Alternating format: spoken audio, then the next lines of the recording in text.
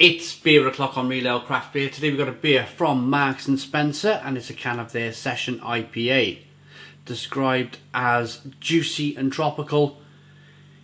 It's coming in at 4% ABV in a 330 milliliter can, and it's been brewed by 4Pure Brewing Company for Marks and Spencer. So contract brewed for Marks and Spencer's.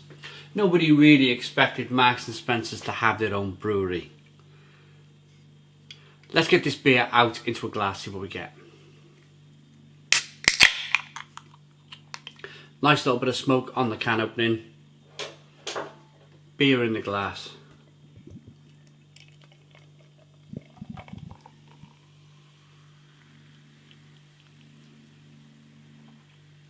Looking forward to this one. Always been a fan of 4Pure. They produce some pretty decent stuff. Probably my favourite from 4Pure in the past, because I know they've been bought over by the company that owns Lion Lager. But in the past, I really used to like their juice box. I thought their juice box was just a terrific, terrific beer. So I'm hoping then that this is going to be a good beer from 4Pure and Marks and Spencer's. We got nice levels of carbonation rolling up the side of the glass here. We got a one finger white head. Slightly hazy looking beer. Let's get the aroma. It smells pretty decent. Smells pretty decent.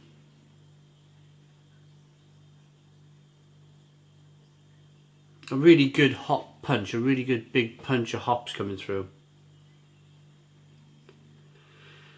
Orange peel, tangerine, citrus,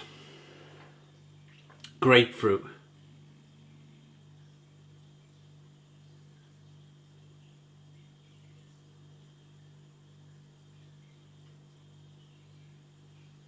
Yeah, nice.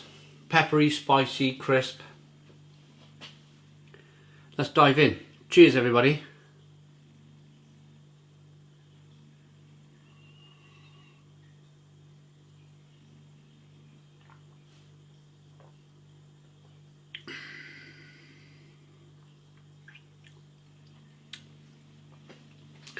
Ooh.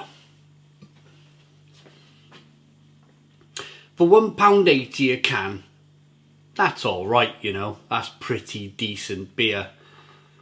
Nobody's asking me to pay £3-4 for this can of 330ml beer. It is coming in at a supermarket price of £1.80, and I think you have to take that into account when you're reviewing a beer, that price point will matter to a lot of people, and to a lot of people, is this good enough for that £1.80? And straight away my answer is yes. Yes, it is. It's not going to be your local bottle shop, can shop round the corner, 330ml can that's blowing people's minds with crazy amount of hops when you spring open the can and get it in the glass, you know, where you can smell it from a distance and you're kind of like, it's wafting up your nostrils. It's not really doing any of that, but what it is doing is that it's scratching an itch. It's scratching an itch for craft beer, and it's a really good introduction to craft beer for a lot of people. There will be a lot of people who have heard of craft beer. Lots of people are talking about craft beer in 2021. In fact, 2021/2022 are probably going to be the years where craft beer really does go mainstream. So for a lot of people, they're going to be trying craft beer for the first time. And this wouldn't be a bad start. I think if they picked this up and chose this, they'd put down their 24 cans of cheap Australian lager beginning with F, and they've tried something a little bit different.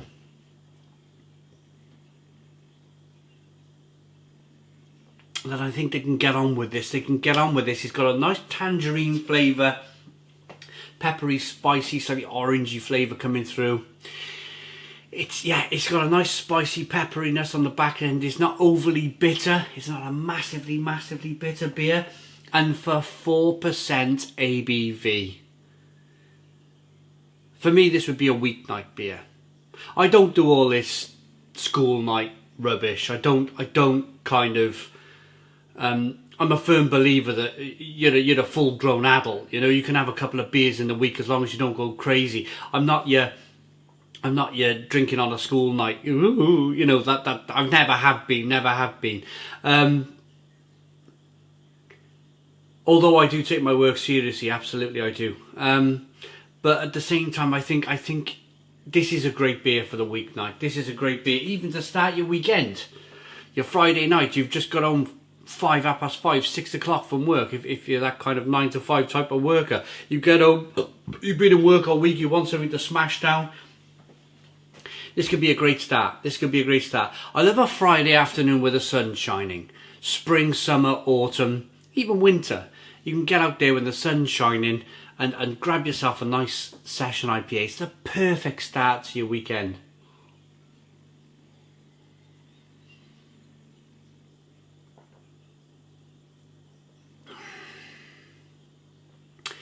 It's zippy, it's zesty, it's nicely carbonated.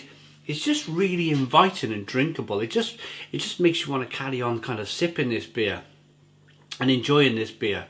Now, I know some people who would say, 4Pure, you know, they sold out to Lion and they're not producing the same quality beers that they once did. Absolutely, I totally agree. I totally agree with these people. And I totally agree with the fact that, 4Pure are not producing the beers that they once did.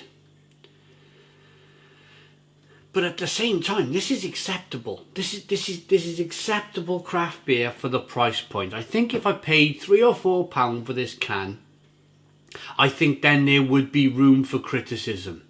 And if I was to bring in that criticism, if it was, you know, £3 or £4 a can, then hypothetically speaking, that's the word, that's a new word for me.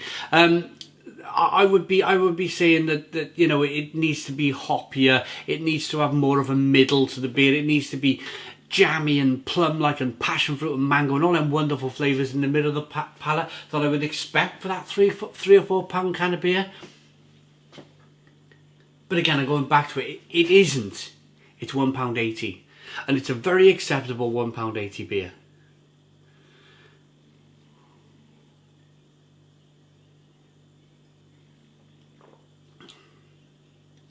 Yeah, 3, 4, 5, 6 of these. Absolutely. Big bag of crisps. Saturday afternoon in the garden. Yeah, perfect. Absolutely perfect.